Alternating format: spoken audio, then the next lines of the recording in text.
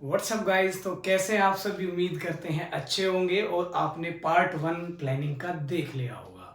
तो आपके चैप्टर 4 का ये पार्ट 2 है जिसमें हम आगे बढ़ा रहे हैं अपने प्लानिंग के चैप्टर को। अगर आपने पहली वीडियो नहीं देखी है तो जल्दी से उस वीडियो को देख के आइए। डिस्क्रिप्शन में मैं लिंक दे देता हूँ, वहां जाइए, पहले उस वीडियो को देखिए तब इस वीडियो की शुरुआत कीजिएगा। चलिए बच्चों, तो आज हम बात करने वाले हैं बहुत ही इंपॉर्टेंट। अगर प्लानिंग के चैप्टर में से कहीं से केस स्टडी आने के चांसेस रहते हैं तो वो यही जगह है जहां से केस स्टडीज आती हैं। और वो कौन सी जगह है? वो है बच्चे स्टेप्स या प्रोसेस ऑफ प्लानिंग, यानी कि प्लानिंग की प्रोसेस या प्लानिंग के स्टेप्स क्या क्या होते हैं। बेटा, प्रोसेस को हम बोलते हैं कि जब हम किसी काम को स्टेप बाय स्टेप करते हैं, यानी कि पहले काम ए होगा, उसके बाद काम बी होगा, उसके बाद सी होगा और डी होगा। इसका सीक्वेंस हम चेंज नहीं कर सकते हैं कि पहले बी कर लें फिर ए कर लेते हैं, तो ऐसा नहीं होगा। पहले ए ही होगा, फिर बी होगा, फिर सी होगा और फिर डी होगा। आप उसको बिल्कुल भी चेंज नहीं कर सकते हैं। तो ढंग से सुनना मेरी बातों को। तो मेरे बेटा जी, यहाँ पे जो स्टेप या प्रोसेस लिखी हुई है, इसका मतलब जिस सीक्वेंस में मैंने यहाँ लिखी है उसी सीक्वेंस में आपको लर्न करनी है। जो पहले नंबर पे है उसको आप पेपर में पहले पे लिख के आएंगे, जो दूसरे पे है उसको दूसरे पे लिख के आएंगे। मेरे बेटा, आप इसको इंटरचेंज नहीं करेंगे कि दूसरे को पहले पे कर दे, पहले को दूसरे पे कर दे, गलत हो जाएगा। तो चलिए बात करते हैं। तो प्लानिंग के स्टेप्स या प्रोसेस में क्या क्या होता है? तो सबसे पहले होता है सेटिंग ऑब्जेक्टिव, उसके बाद क्या होता है डेवलपिंग प्रीमिसेस, उसके बाद क्या होता है identifying alternative course of action, उसके बाद क्या है evaluating alternative course of action, उसके बाद पांचवा होता है सेलेक्टिंग एन ऑल्टरनेटिव और लास्ट में होता है इम्प्लीमेंटेशन ऑफ प्लान और सबसे बाद में हम करते हैं फॉलो अप एक्शन। तो ये सारी चीजें हैं यहाँ पर, यानी कि कहने का मतलब है कि प्रोसेस के 7 स्टेप होते हैं और ये आपको एज इट इज लर्न करने हैं। सर, हम इनको एज इट इज कैसे लर्न करेंगे? तो मैं लर्न करने का एक तरीका बता देता हूं आप लोगों को। तो हम ऐसे याद कर लेंगे, सुनो देखो, सुनो देखो, IES बन गया हूं, अब तो इंस्टा पर फॉलो कर लो। ठीक है मेरे बच्चों, तो ये कोड आपको बता रहा हूं, इससे आप इसको याद रखेंगे। मतलब सुनो देखो, IES बन गया हूं, अब तो इंस्टा पर फॉलो कर लो। तो बेटा, सुनो का हमें S देखना है, S का हमारा मतलब था सेटिंग ऑब्जेक्टिव से, देखो का हमें D देखना है, इसका मतलब होता है डेवलपिंग प्रीमिसेस से, और IES में I है, E अलग है और S अलग है। तो I का मतलब था आइडेंटिफाइंग से, E का मतलब है इवेल्युएटिंग से, S का मतलब है सेलेक्टिंग से। ठीक है मेरे बच्चों, और इंस्टा का हमें आई देखना है, इस आई का मतलब है इंप्लीमेंटेशन से, और लास्ट में फॉलो का आप फॉलो ही देख सकते हो, फॉलो अप एक्शन। तो इस तरीके से आप इसको याद कर लोगे कि सुनो देखो IES बन गया हूं, अब तो इंस्टा पर फॉलो कर लो, अब तो मुझे फॉलो कर लो, अब तो मैं इतनी अच्छी नौकरी में भी आ गया हूं। तो इस तरीके से आप इसको याद कर लेंगे। चलिए अब हम समझना शुरू करते हैं कि सेटिंग ऑब्जेक्टिव क्या है। प्लानिंग की पहली क्लास आप देख चुके हैं, उसमें इसका जिक्र काफी बार हुआ है कि प्लानिंग में हमारा पहला काम सेटिंग ऑब्जेक्टिव होता है। तो मेन चीज है कि हम इसके अंदर क्या लिखेंगे। तो चलिए पढ़ना शुरू करते हैं। तो सबसे पहली बात, बट देखो कितनी मुश्किल बात लिखी हुई है, फर्स्ट स्टेप ऑफ प्लानिंग, यानी कि ये प्लानिंग का पहला स्टेप होता है। तो सर जी, इसकी पोजीशन से हमने यहाँ पे इसको थियरी में कन्वर्ट कर लिया। It is an important step. Sir ऐसी बातें तो हम भी लिखनी जानते हैं, तो लिखा करो, अच्छी चीजें हैं। ये एक बहुत इंपॉर्टेंट स्टेप है और ये पहला स्टेप है। It includes all the action, इसमें सारे के सारे एक्शन इंक्लूड होते हैं। किसके? Of management for achieving objective. यहां पर सारे के सारे एक्शन मैनेजमेंट के कवर होते हैं और वो एक्शन किसके रिगार्डिंग होंगे? ऑब्जेक्टिव को अचीव करने के लिए होंगे। और क्या लिख सकते हैं? Every organisation must have certain objective. हर ऑर्गेनाइजेशन का अपना क्या होता है? एक सर्टेन ऑब्जेक्टिव होता है। ऑब्जेक्टिव में be set for whole organization और may be for a department और अ यूनिट। अब ये सारी बातें बहुत इंपॉर्टेंट है जो हमें याद रख के चलनी है। क्या? कि ये अचीवमेंट करने के लिए ऑब्जेक्टिव के हम सेट कर देते हैं इसको, और साथ में हर ऑर्गेनाइजेशन का अपना एक निश्चित ऑब्जेक्टिव होता है।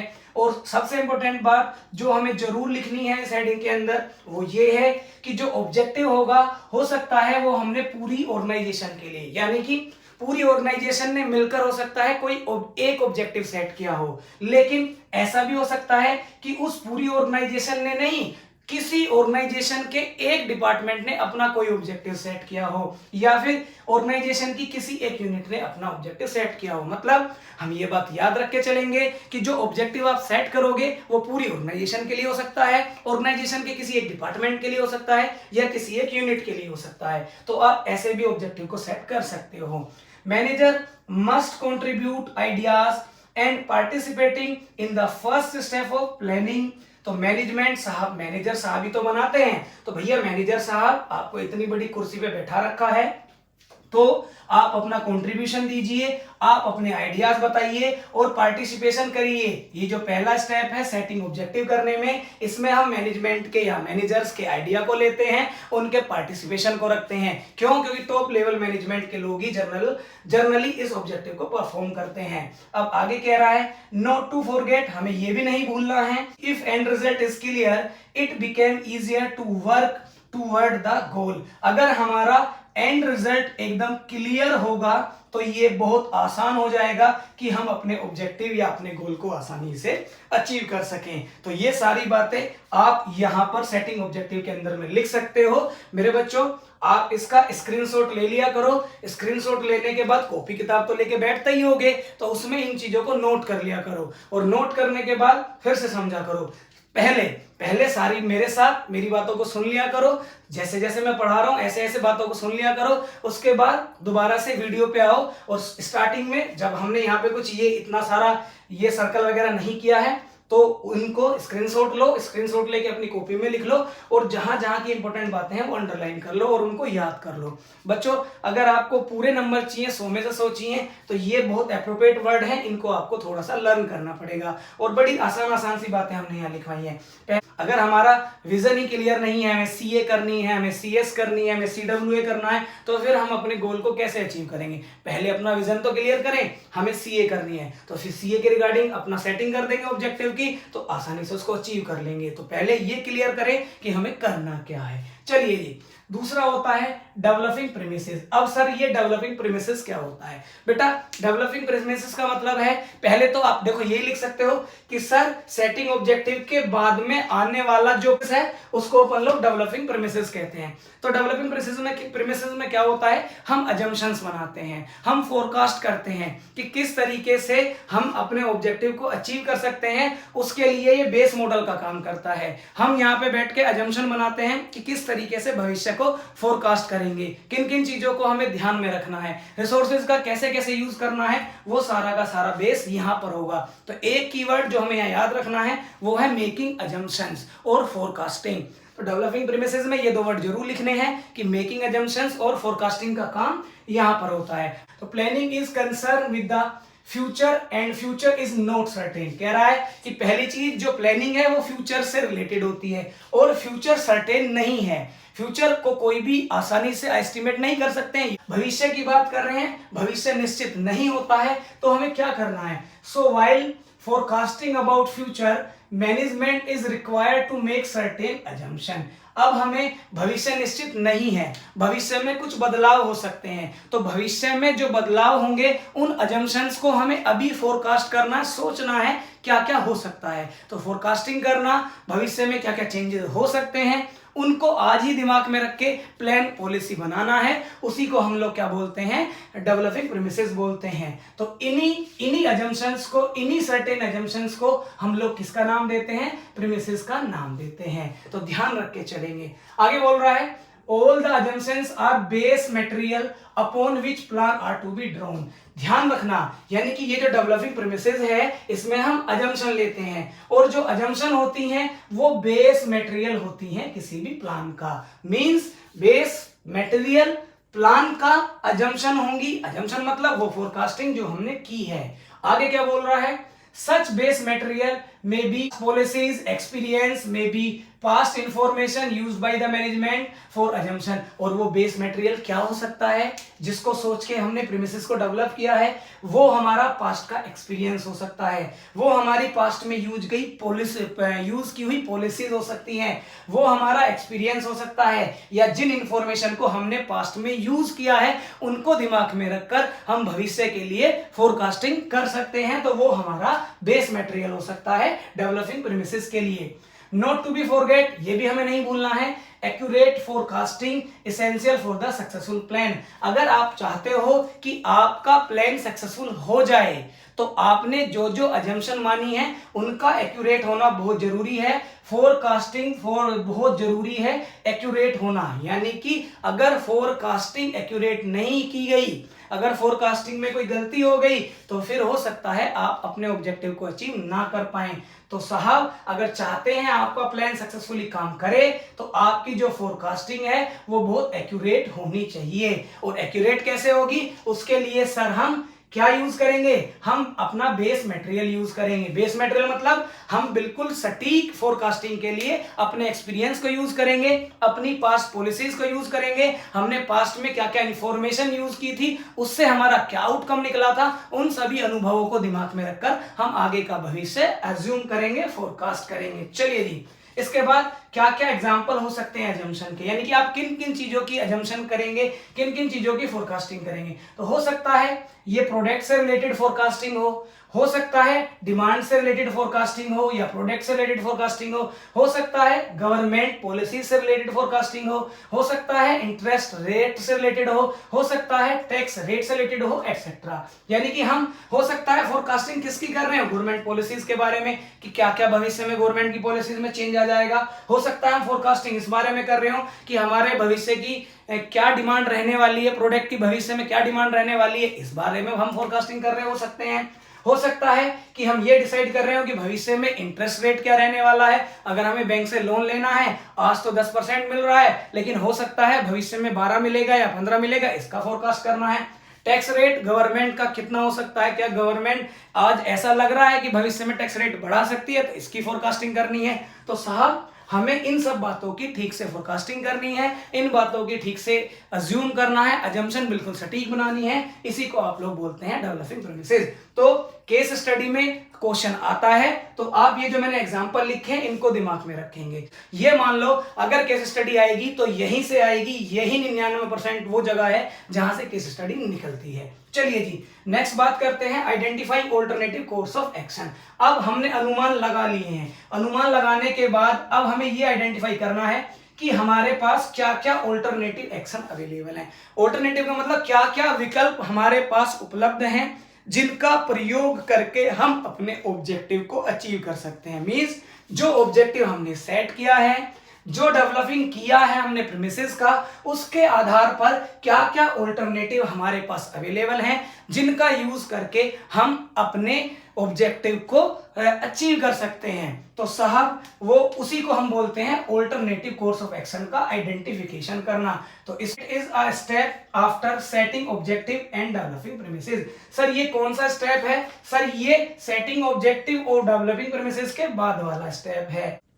It means to be act as per objective and develop assumptions. और सर ये वाला जो हमारा तीसरा स्टेप है ना, ये किस तरीके से एक्ट करता है? सर ये हमारे ऑब्जेक्टिव के हिसाब से और जो हमने अपनी अजम्पशन बनाई है उनके हिसाब से एक्ट करता है। मींस हमारा स्टेप 3 कैसा होगा, ये पूरा का पूरा डिपेंड होता है सेटिंग ऑब्जेक्टिव और डेवलपिंग प्रीमिसेस के हिसाब से। जिस तरीके का ऑब्जेक्टिव हम सेट करेंगे, जिस अकॉर्डिंग हम अपनी यहां पर डेवलपिंग प्रीमिसेस करेंगे, अजम्पशन की फोरकास्टिंग करेंगे, उसी आधार पर हम देखेंगे कि क्या हमारे पास ऑल्टरनेटिव अवेलेबल हैं। तो ये एक एक्ट का काम करता है, किसके लिए? ऑब्जेक्टिव के लिए और डेवलपिंग प्रीमिसेस के लिए या अजम्पशंस के लिए। लिखा हुआ है there can be a many ways to achieve objective, so management have to identified लिखा हुआ बच्चों, objective so management have to identify various alternative course of action. तो क्या बोल रहा है कि साहब हमारे पास बहुत सारे रास्ते हैं, किस बात के? अपने ऑब्जेक्टिव को अचीव करने के हमारे पास बहुत सारे रास्ते हैं। तो हमें यह देखना है कि हमें यह आइडेंटिफाई करना है कि उन रास्तों में से कौन सा ऑल्टरनेटिव कोर्स ऑफ एक्शन हमारे लिए अच्छा रहेगा, उसको हमें लिस्ट करना है। हमें यह देख लेना है कौन सा ऑल्टरनेटिव हमारे लिए अवेलेबल है। It means identify and list the all available alternatives. जितने भी ऑल्टरनेटिव हमारे पहले 2 स्टेप्स को सेट करने के बाद बनते हैं, जितने भी ऑल्टरनेटिव हमारे पास अवेलेबल हैं, उन सभी ऑल्टरनेटिव को लिखने को, लिस्ट करने को हम आइडेंटिफाई करना बोलते हैं, यानी कि ढूंढना बोलते हैं। तो जब आपने अपना ऑब्जेक्टिव सेट कर लिया, जब आपने अपना डेवलपिंग प्रीमिसेस कर लिया, तो उसके बाद इन दोनों के आधार पे कितने विकल्प अवेलेबल हैं आपके पास अपने ऑब्जेक्टिव को अचीव करने के लिए, उसी को हम आइडेंटिफाइंग बोलते हैं। अब वो क्या क्या हो सकते हैं, तो हमने एक एग्जांपल लिखा है, बहुत इंपॉर्टेंट है, एग्जांपल से समझना है इसको। For example, if organisation want to reduce cost of the production then alternative में भी, मतलब कि अगर ऑर्गेनाइजेशन अपनी प्रोडक्ट की कॉस्ट को कम करना चाहती है तो उसके क्या क्या ऑल्टरनेटिव हो सकते हैं। सर मतलब ऑर्गेनाइजेशन ने सबसे पहला अपना ऑब्जेक्टिव क्या सेट कर लिया कि हमें प्रोडक्ट की कॉस्ट कम करनी है। फिर प्रोडक्ट की कॉस्ट कम करते टाइम हमें क्या क्या अजम्पशन, क्या क्या बातें दिमाग में रखनी है कि भविष्य में क्या क्या चेंज हो सकते हैं, उन सभी बातों को हम डेवलपिंग प्रीमिसेस बोलते हैं। तो अब इन दोनों के बाद हमें यह ध्यान में रखना है कि क्या क्या ऑल्टरनेटिव हमारे पास अवेलेबल है जिससे हम अपने उत्पाद की लागत को कम कर सकते हैं। तो क्या क्या है, तो पहला हो सकता है हम हाई एंड मशीनरीज का यूज करें क्योंकि हम ज्यादा प्रोडक्शन कर पाएंगे। और हाईटेक मशीनरी सर पावर कम कंज्यूम करेंगी, लेबर की कम जरूरत होती है क्योंकि ऑटोमेटेड होती हैं, तो उस आधार पे एक्सपेंडिचर में कटिंग हो जाएगी। तो एक्सपेंडिचर में कटिंग हो जाएगी तो भी हमारी कॉस्ट कम आ सकती है। एक तरीका ये हो सकता है, इसको लिख लेंगे, यानी कि ये हमने आइडेंटिफाई कर लिया कि एक तरीका ये हो सकता है जिससे हम अपने उत्पाद की लागत कम कर सकते हैं। अब दूसरा तरीका क्या हो सकता है, मे यूज रिसाइकलिंग प्रोसेस। मतलब जब भी हम लोग प्रोडक्शन करते हैं तो क्या होता है, कुछ वेस्ट मटेरियल हो जाता है, कुछ स्क्रैप में बदल जाता है मटेरियल, तो उसको दोबारा से आप प्रोडक्शन के लिए यूज कर लें। जैसे फॉर एग्जांपल हमने एक प्रोडक्ट बनाया, वो प्रोडक्ट डिफेक्टिव बना, तो डिफेक्टिव बना तो काम का तो है नहीं, तो वो कह रहे हैं उस प्रोडक्ट को दोबारा से रिसाइकिल करो और रिसाइकिल करके उसी प्रोडक्ट को अच्छे से बना दो दूसरी बार में। तो जब आप किसी मटेरियल को, किसी वेस्टफुल एक्टिविटी को दोबारा से यूज करके प्रोडक्टिव बनाते हैं तो उसको रिसाइकलिंग करना बोलते हैं। तो साहब आपकी नजरों में तो वो जीरो था, बेकार बना, लेकिन बनाने में कॉस्ट तो आती है, हमने बनाने में उसको कॉस्ट लगाई और बाद में वो बेकार बन गया तो वो कॉस्ट खराब हो गई, तो फिर हमें दोबारा से रॉ मटेरियल चाहिएगा। तो वो कह रहे हैं वो जो प्रोडक्ट खराब बना उसी को फिर से यूज करके ठीक कर दो, तो इसको रिसाइकलिंग बोलते हैं। तो ऐसा करेंगे तो इससे भी हमारी कॉस्ट कम हो सकती है। आगे कह रहा है बल्क प्रोडक्शन, आप बहुत ज्यादा प्रोडक्शन करके भी अपनी कॉस्ट को कम कर सकते हैं। भाई ज्यादा प्रोडक्शन करेंगे, ज्यादा प्रोडक्टिविटी करेंगे तो कॉस्ट कम आ ही जाती है। इसके बाद क्या होगा, या और कोई ऑल्टरनेटिव अगर आपके पास अवेलेबल है तो आप उसको भी यूज कर सकते हैं। मींस हमें ये आइडेंटिफाई करना है कि किस तरीके से हम अपनी कॉस्ट को कम कर सकते हैं, वही हमने ऑब्जेक्टिव सेट किया था। तो हमारे पास ये ऑल्टरनेटिव अवेलेबल है, इनको हमने ढूंढ लिया, आइडेंटिफाई कर लिया। इसके बाद जितने भी हमने ढूंढे हैं ये ऑल्टरनेटिव, अब हम उनको इवेल्युएट करेंगे।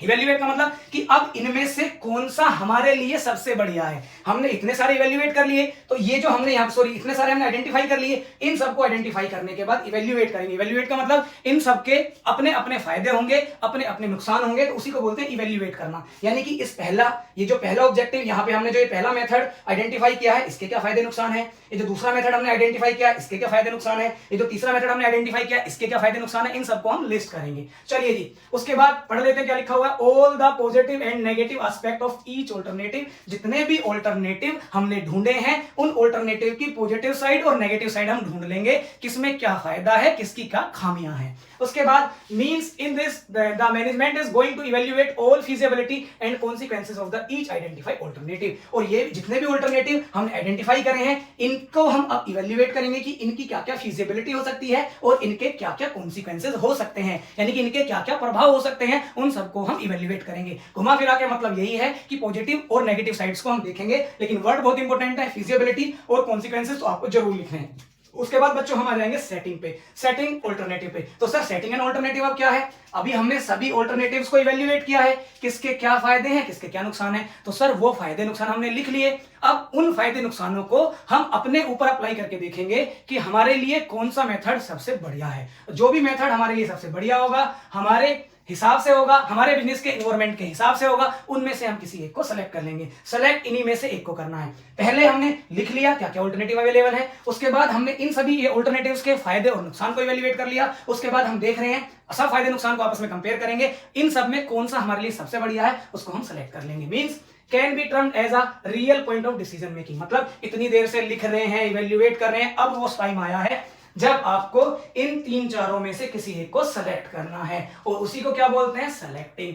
In this management has select best plan for the implementation out of the evaluated plan। जितने भी प्लान हमने इवेल्युएट किए हैं उसमें से हमें कौन सा प्लान हमारे लिए बढ़िया है, बेस्ट है, उस प्लान को आपको इंप्लीमेंट कर देना है। चलिए जी, means selection of an ideal plan that would be the most suitable, profitable and having the least negative consequences। तो जिस भी प्लान के सबसे कम नेगेटिव कॉन्सिक्वेंसेज होंगे, जो प्लान हमारे लिए सबसे प्रॉफिटेबल होगा, जो प्लान हमारे लिए मोस्ट सुटेबल होगा, उस आइडियल प्लान को हम सेलेक्ट कर लेंगे।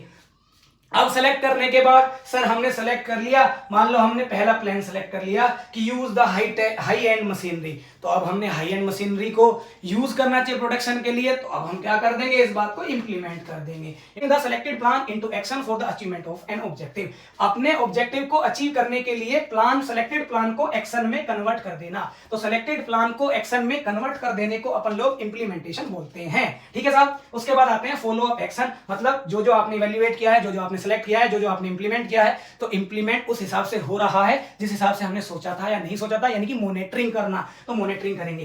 तो it can be termed as a monitoring activity. ये एक मॉनिटरिंग एक्टिविटी है जिसमें हम ये चेक करते हैं कि हमने जो 5-6 स्टेप्स अभी तक परफॉर्म किए हैं वो जिस हिसाब से हमने सोचे थे उस हिसाब से चल रहे हैं या नहीं चल रहे हैं। It means to see whether plans are being implemented and all activities are going to same as according to the plan. मतलब जितनी भी एक्टिविटी हमने परफॉर्म करी है वो 6 की 6 एक्टिविटी जैसे हमने सोची थी ऐसे के ऐसे इंप्लीमेंट हो रही हैं, कोई डिफरेंसेस तो नहीं आ रहे हैं। इस बात को मॉनिटरिंग करने को हम फॉलो अप एक्शन बोलते हैं। तो आज की ये क्लास में हमने खत्म कर लिए हैं अपने स्टेप्स, और नेक्स्ट क्लास में हम प्लानिंग का जो बचा हुआ कॉन्सेप्ट है वो खत्म कर लेंगे। बच्चों यहां से केस स्टडीज आने के चांसेस बहुत ज्यादा रहते हैं, यही वो जगह है जहां से केस स्टडीज आती हैं। तो अगर आपको वीडियो पसंद आई है तो लाइक जरूर करें, अपने दोस्तों के साथ जरूर शेयर किया करें, और बच्चों कमेंट जरूर किया करें। जब ये वीडियो लाइव आती है तो आप लाइव चैट पे तो कर देते हैं, उसके बाद में भी आकर कमेंट कर दिया करें, हमें बताया करें, क्योंकि लाइव चैट वाले तो कमेंट बाद में हट जाते हैं। तो जो उसके अलावा कमेंट वाला सेक्शन है उसमें आके बता दिया करें, आपकी कोई अगर डाउट या प्रॉब्लम रहता है तो वो भी मेंशन कर दिया करें, हम उसका भी आपको सॉल्यूशन प्रोवाइड करेंगे। साथ में हम अपना एक टेलीग्राम का चैनल बना रहे हैं, वहां पे हम आप लोगों को प्रोवाइड करेंगे बिजनेस स्टडीज के नोट्स, तो उस चैनल को जाकर आप सब्सक्राइब कर ले, टेलीग्राम के चैनल से जुड़ जाएं, उसका लिंक मैं डिस्क्रिप्शन में आपको प्रोवाइड कर दूंगा। चलिए मिलते हैं प्लानिंग की नेक्स्ट क्लास में।